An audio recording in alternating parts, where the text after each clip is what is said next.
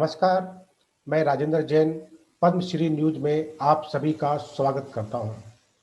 हमारे देश की शुगर इंडस्ट्रीज एक बदलाव के दौर से गुजर रही है, जहां सभी इंडस्ट्रीज अपने प्रोडक्ट के बढ़ाने पर विचार करती है, वहीं शुगर इंडस्ट्रीज अपने प्रोडक्ट के डाइवर्सन पर विचार कर रही है।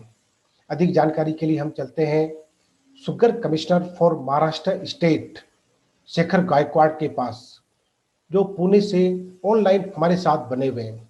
शेखर गायकवाड़ साहब, पद्मश्री न्यूज में आपका बहुत बहुत स्वागत है। धन्यवाद।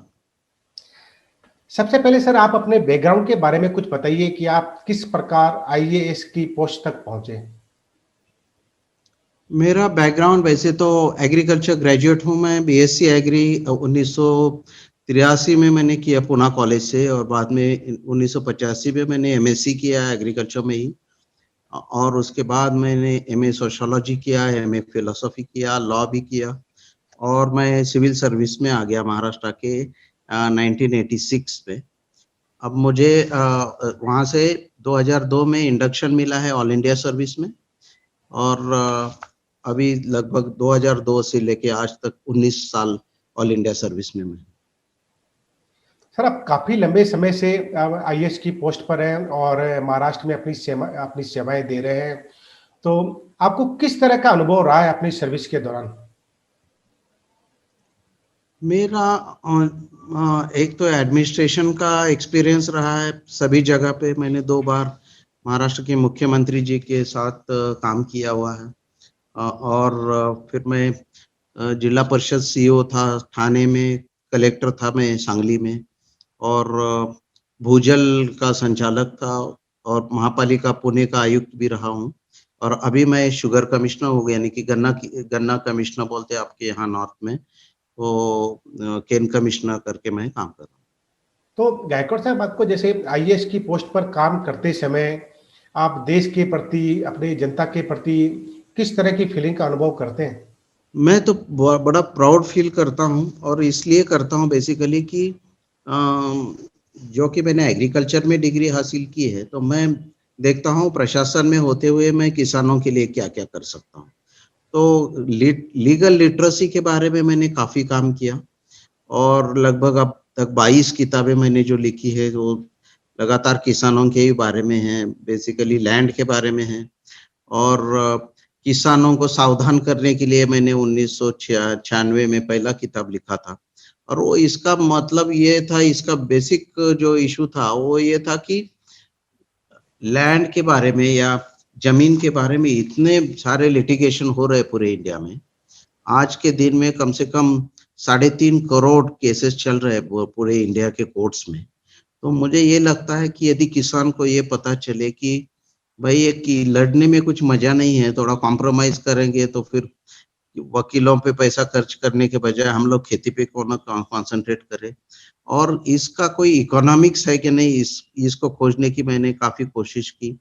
और मुझे ये भी लगता है कि यदि लोगों को ज्ञान हो जाए कि ये कानून ऐसे बोलता है, तो हमको क्या रवैया अपना चाहिए अपने अपने लिटिगेशन के बारे में, इसके बारे में यदि किसान सोचेगा, तो शायद उसके पैसे भी बचेंगे, कुछ टाइम भी बचेगा, और जिंदगी जो है उसमें जितना भी वेल्थ क्रिएट करेंगे हम लोग, उसके बजाय अब कोर्ट में आने जाने में पैसा खर्च करेंगे, तो वो कोई मायने नहीं रखता है।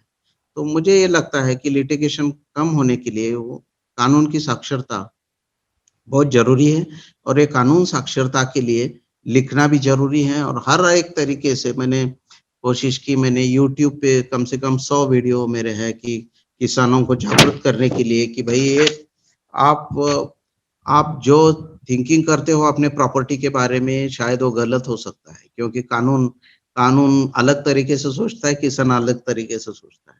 तो इसके बारे में मैंने काफ़ी काम किया हुआ है।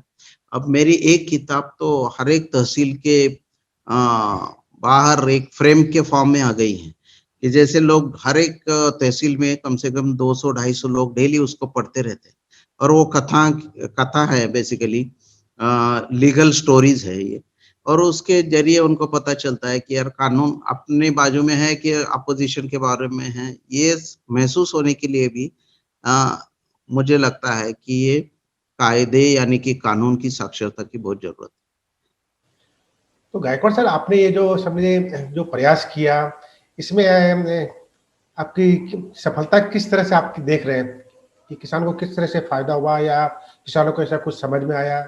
मैं 2-3 जगह पे मैंने उसका ऑब्जेक्टिवली उसका स्टडी भी किया। जैसे मैं सोलापुर में जब ज्वाइन हुआ 1993 में, तब मेरे पास आते थे कम से कम 40 केसेस डे हर एक महीने में।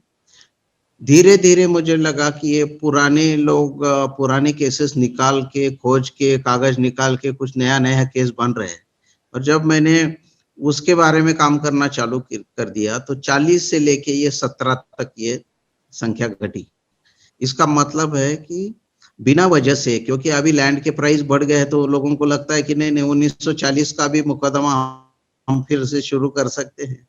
ये सोचना ये बड़ी गलत बात है, और इसको यदि एडमिनिस्ट्रेटर या जस्टिस कोई देने वाला है, वो ठीक तरीके से इसको अप्रिशिएट करता है, तो शायद केसेस कम हो जाएंगे, और उसमें वकील लोगों के ऊपर जो खर्चा होता है वो भी किसानों का कम हो जाएगा। पर सर, आपने जैसे एजुकेशन फील्ड में भी आपने काफ़ी डिग्रियां हासिल की है, आपने बहुत सारे एकेडमिक ट्रेनिंग प्रोग्राम भी अटेंड किए हैं, काफ़ी पब्लिकेशन में आप रेगुलरली लिखते भी रहते हैं।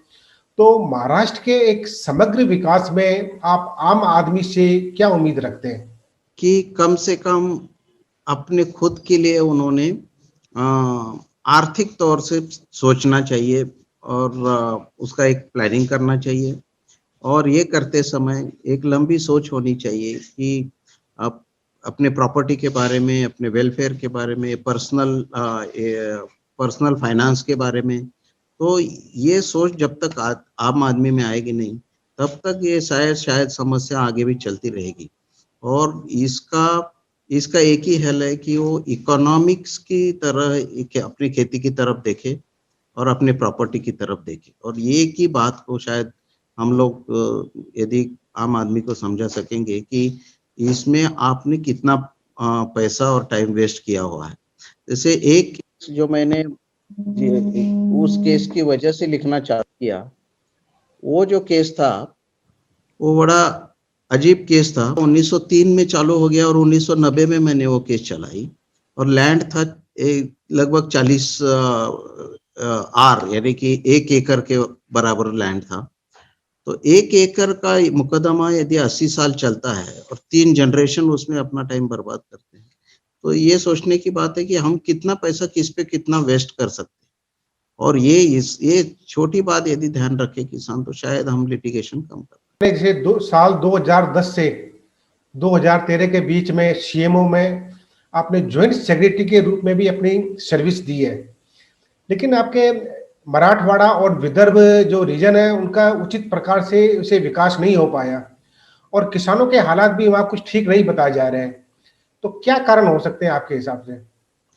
पहला तो कारण है वहाँ पे क्या इरिगेशन नहीं है, और कैनाल इरिगेशन नहीं है, ज्योग्राफिकल रीजन की वजह से, क्योंकि सभी डैम जो है वो वेस्टर्न महाराष्ट्र में है।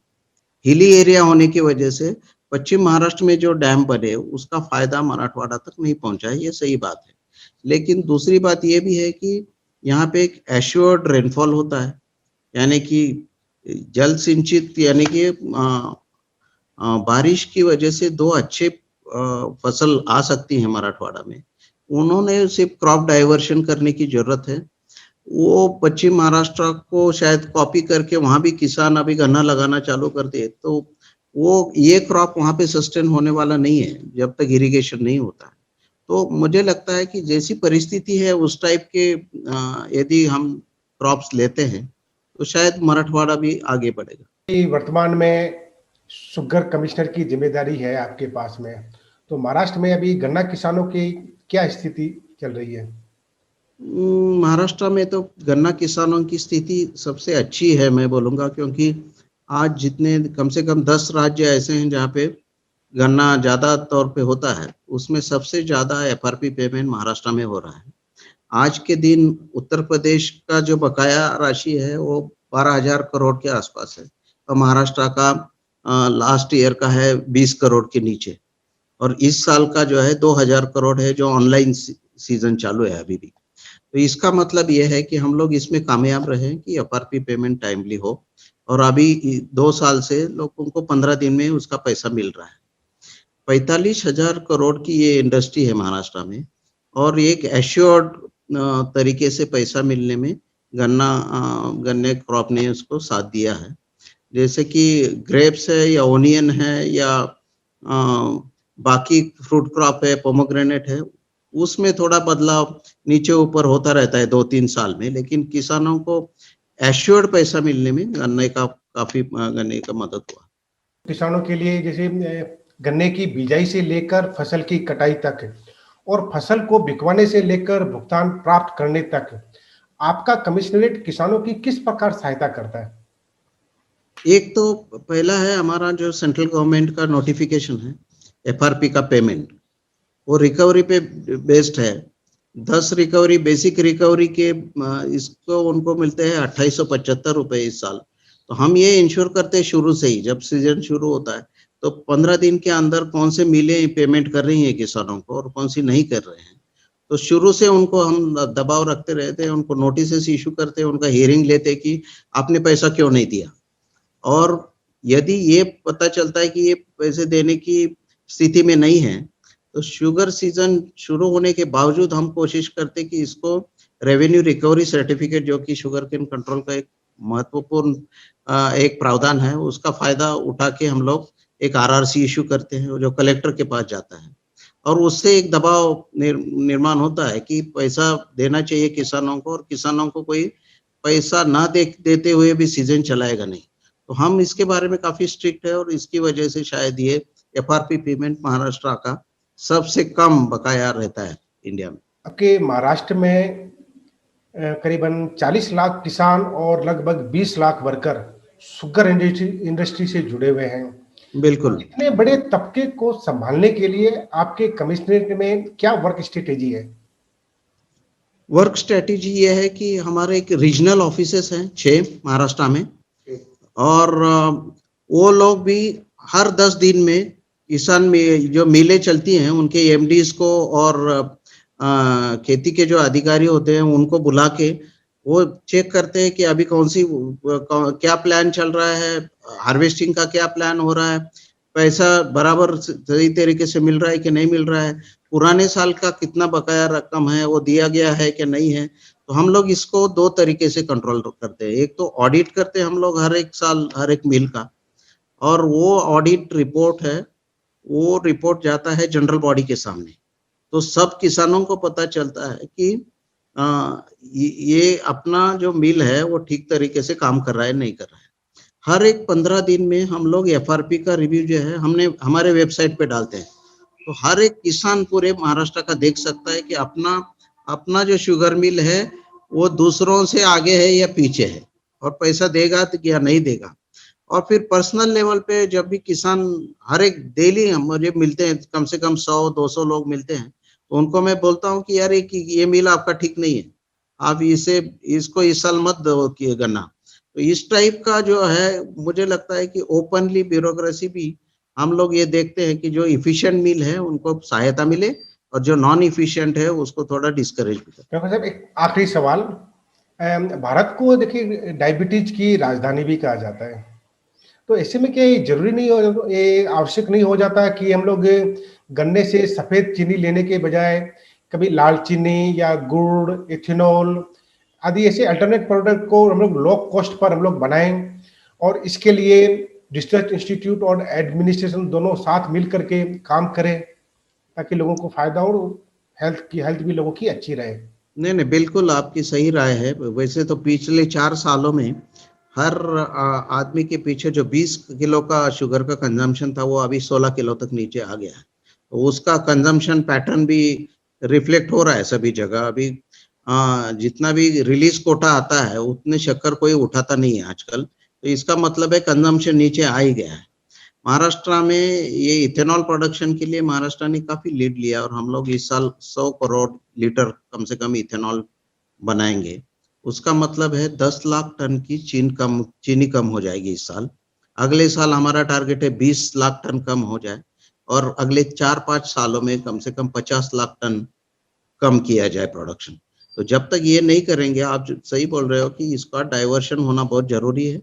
गुड़ बनाए या रॉ शुगर बनाए या तो एक्सपोर्ट करे, लेकिन जितनी कम शक्कर पैदा होगी उसका फायदा ही है। और उसके उसके उसके लिए एक स्ट्रेटेजी केंद्र शासन ने भी बनाई है और उसके लिए काफी इंसेंटिव भी आ रहा है। ये गायकवाड़ साहब, पद्मश्री न्यूज को अपना कीमती समय देने के लिए बहुत बहुत धन्यवाद। Thank you so much.